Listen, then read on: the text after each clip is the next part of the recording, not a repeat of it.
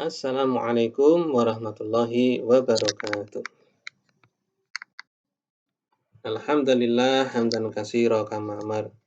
Asyhadu an la ilaha illallah wahdahu la syarikalah wa asyhadu anna Muhammadan abduhu wa rasuluh. Amma ba'd. Anak-anak semuanya yang dirahmati oleh Allah Subhanahu wa taala, alhamdulillah pada kesempatan yang baik ini kita berjumpa kembali di pelajaran agama Islam dan budi pekerti. Kita masuk ke bab yang ketiga, yaitu suci dan bersih hidup jadi nyaman. Dalam bahasa yang lain yaitu tohara. Nah, perhatikan baik-baik. Untuk pelajaran tohara, mari sebelum kita mulai masuk ke pembahasan, diawali dulu dengan membaca basmalah. Bismillahirrahmanirrahim. Anak-anak semuanya dirahmati oleh Allah Subhanahu wa taala. Untuk tujuan pembelajaran kaitannya dengan tohara, ya, suci, bersih, hidup jadi nyaman. Itu ada 4 pokok, ya, tujuan pembelajaran yang harus kita pelajari. Walaupun nanti pembahasannya bisa jadi lebih luas daripada 4 tujuan pembelajaran ini. Yang pertama, cara membersihkan najis. Yang kedua, cara bersuci dari hadas. Yang ketiga, ketentuan dalam beristinja. Yang keempat, praktek berwudu dan tayamum. Nah, ini nanti yang keempat akan menjadi tugas bagi kalian untuk mempraktekannya. Nanti bentuknya video, ya, video. Jadi cara berwudu yang baik bagaimana, tayamum yang baik bagaimana, nanti dalam bentuk video. Terus kemudian dalil kaitannya dengan toharoh. At-tahuru syatrul iman. Jadi bersuci adalah separuh dari keimanan. Barang siapa yang tidak bersuci, ya bisa jadi keimanannya dipertanyakan. Terus kemudian wallahu yuhibbul mutahhirin. Dan Allah mencintai orang-orang yang suka membersihkan diri, ya. Ini surat At-Taubah ayat 108. Nah, kemudian toharoh itu sendiri maknanya adalah bersuci menurut bahasa. Terus kemudian toharoh menurut istilah adalah membersihkan diri, pakaian, tempat dari hadas dan najis dengan cara tertentu yang disyariatkan oleh agama Islam. Nah, alat bersuci yaitu air dan tanah. Terus kemudian kaitannya dengan bersuci yang Padar sampaikan tadi, ini syarat, ya, bagian dari syarat sahnya suatu ibadah sholat. Jadi ketika kita bersuci itu bagian dari syarat sahnya suatu ibadah. Dalam hal ini adalah sholat.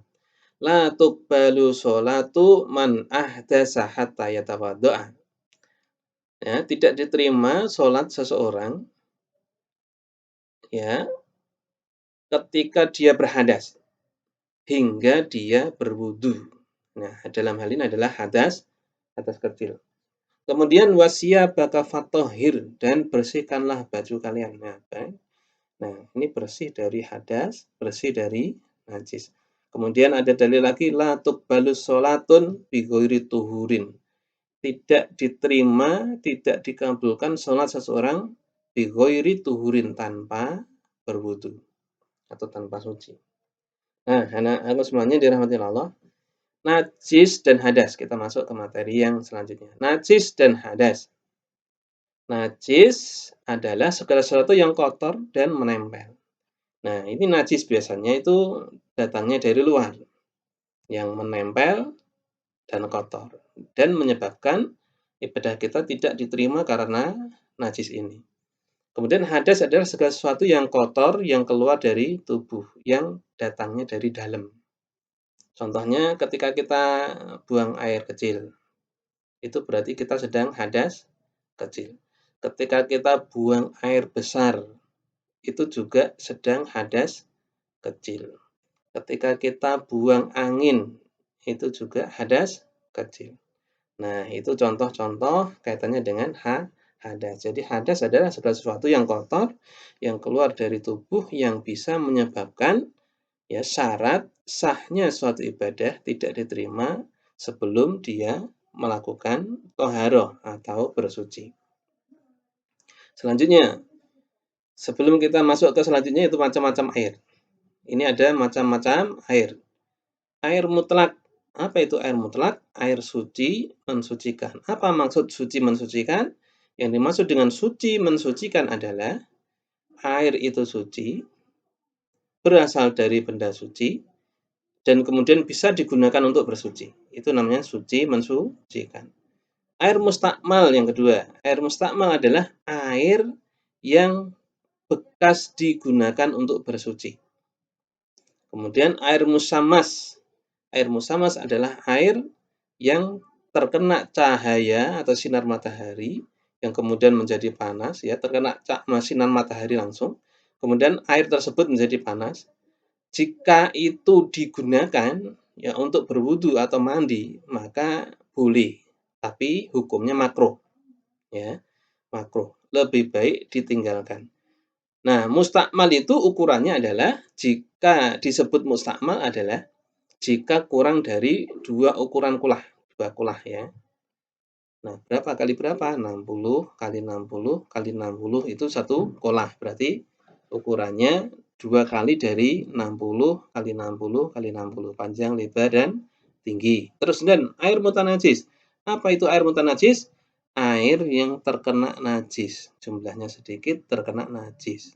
Nah, ini juga tidak bisa digunakan untuk bersuci. Air suci yang bercampur dengan benda suci lainnya. Air suci bercampur dengan benda suci lainnya. Contohnya, air putih yang bisa digunakan untuk bersuci, air yang bersih yang bisa digunakan untuk bersuci, tapi bercampur dengan susu, bercampur dengan teh, bercampur dengan kopi. Itu namanya air suci yang bercampur dengan benda suci lainnya. Maka air semacam ini tidak bisa digunakan untuk bersuci. Kemudian air yang berasal dari benda suci. Air yang berasal dari benda suci, misalnya buah yang menghasilkan air. Misalnya jeruk, kita peras, ada airnya. Misalnya lagi, air kelapa kita belah, di dalamnya ada air. Kita gunakan untuk minum. Tetapi kalau untuk bersuci, tidak boleh. Termasuk juga air yang jeruk tadi. Itu contoh-contoh kaitannya dengan air, macam-macam air. Untuk selanjutnya anak-anak semuanya, najis dibagi menjadi 3. Najis mukhafafah itu najis ringan, mutawasithah itu najis sedang, mughalladah itu najis berat. Ingat ya, ingat-ingat, mukhafafah, mutawasithah, mughalladah. Mukhafafah najis ringan, mutawasithah najis sedang, mughalladah najis berat.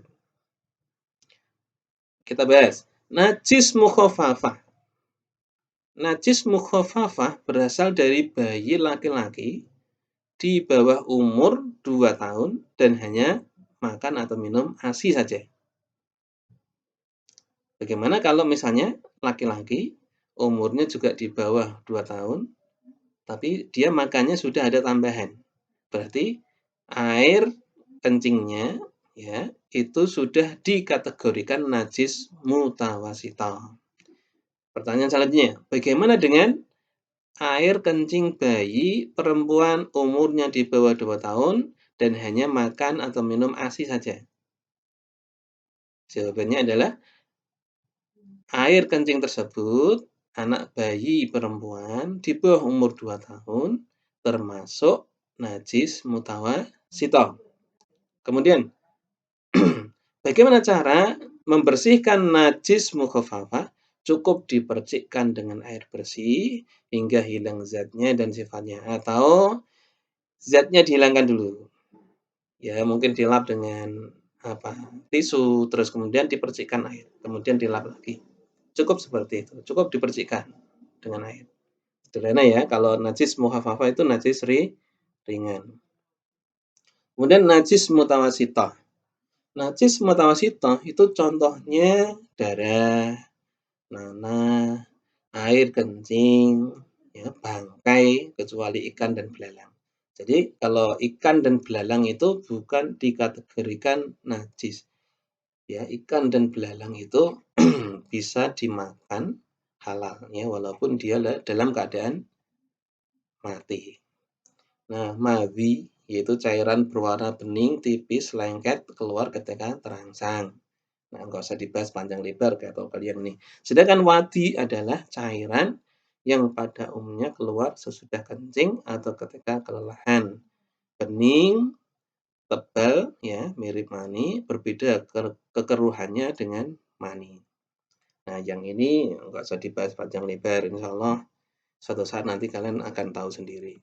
Terus kemudian cara membersihkannya yaitu membuang zatnya, yangnya dibuang dulu, lalu disiram, setelah disiram dibasuh hingga hilang bekasnya, warnanya, dan baunya. Ini cara membersihkan najis mutawasithah. Tolong perhatikan baik-baik cara membersihkan najis mutawasithah ini.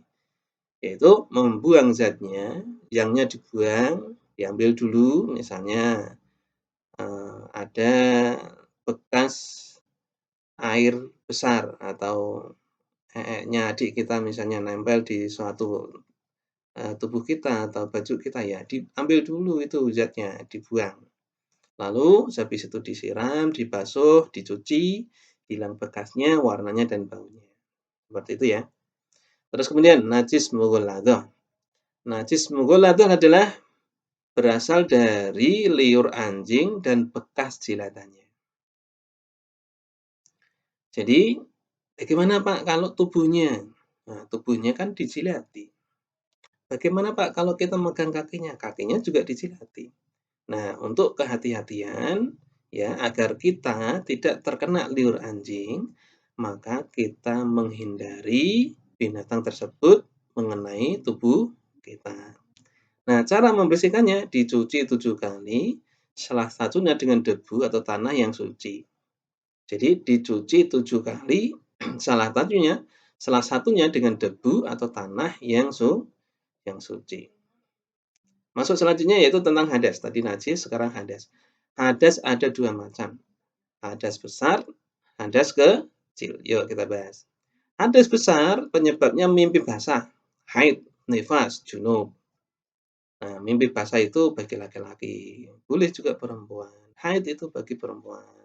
Nifas bagi perempuan yang sedang atau telah melahirkan kemudian keluar darahnya. Junub ya bagi bapak ibu kita yang sedang seperti itu ya, itu junub. Terus kemudian cara membersihkannya, mandi besar yaitu membasuh dan membersihkan seluruh tubuh kita dari ujung rambut hingga ujung kaki, semuanya dibersihkan. Nah, itu ya. Kemudian hadas kecil.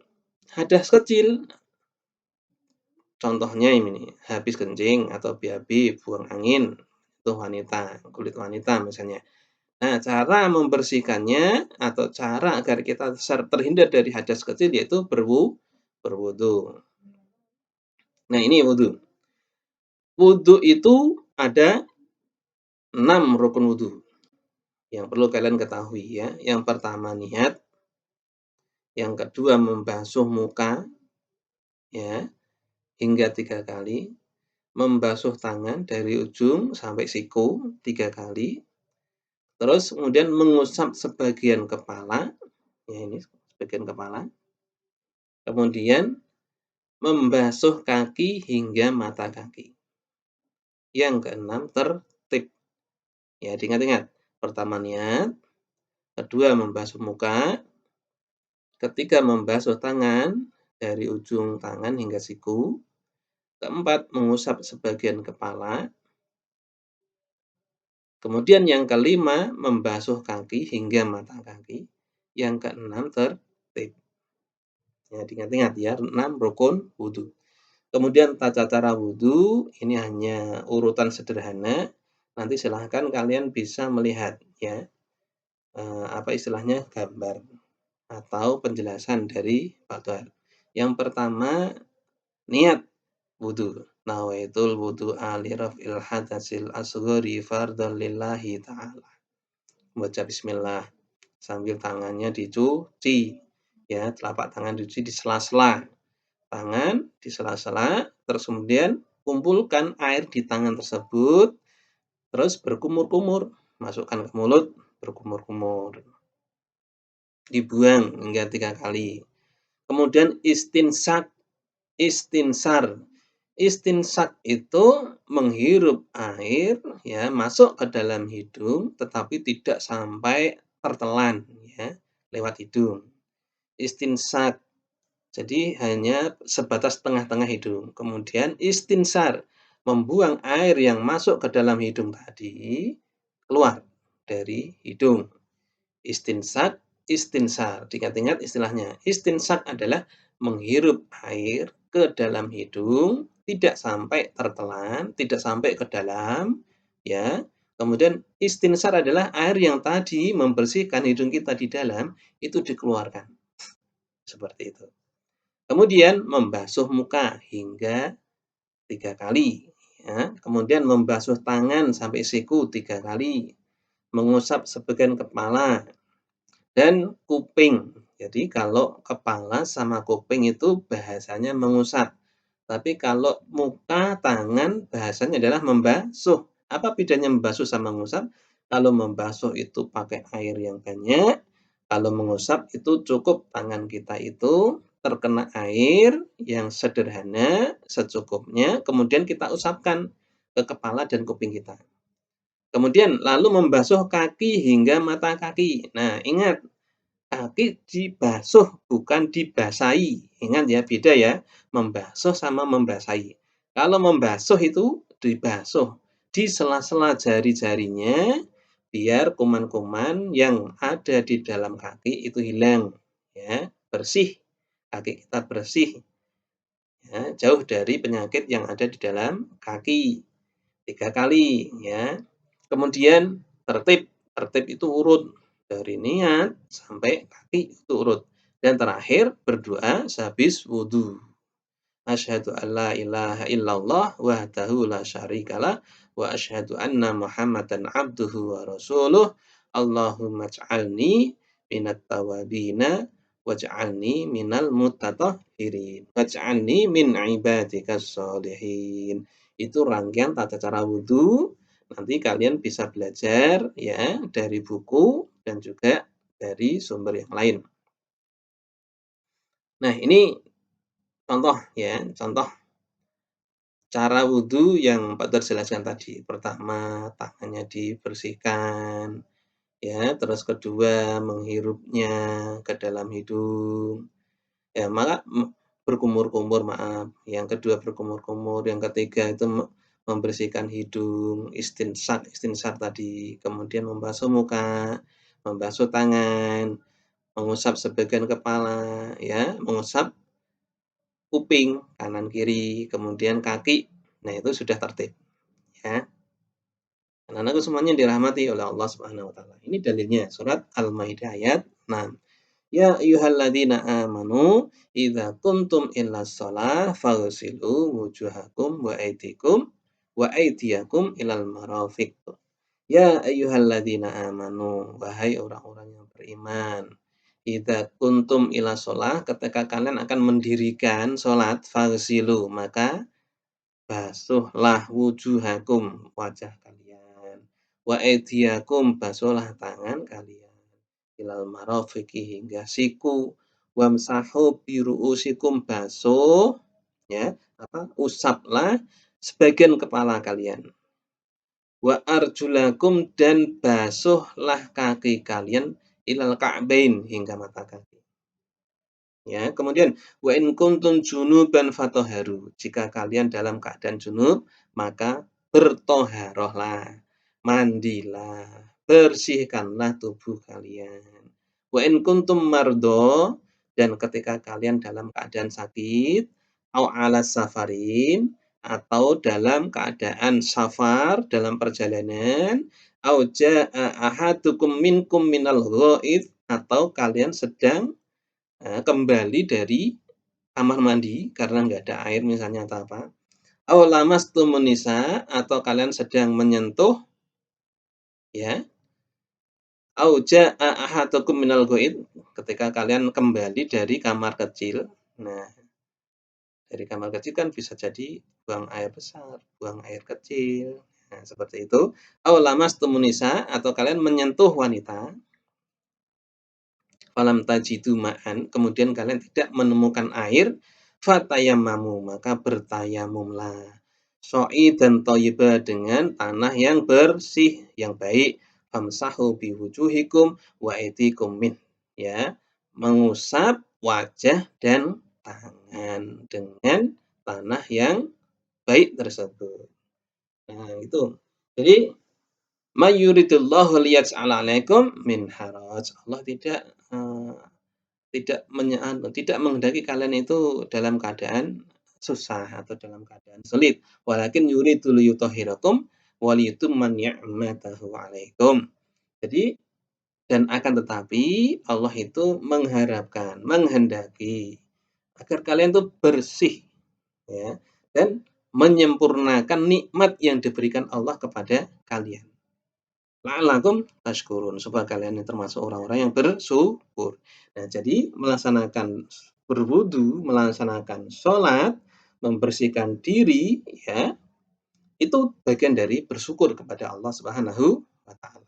Kita lanjutkan tayamum. Innama kana yakfika hakadha wa masaha wajhahu wa kafaihi wahidah.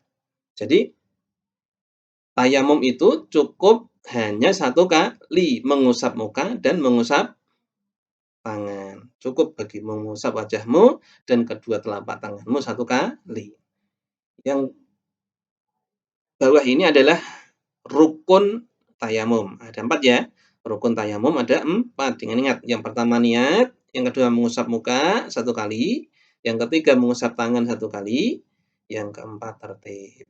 Ya, perhatikan baik-baik. Nah, ini tata cara tayamum. Yang pertama, ambil debu di depan kita. Kalau ini dalam keadaan ketika berada di bis atau berada di pesawat. Kemudian usapkan muka kita satu kali. Kemudian ambil debu lagi.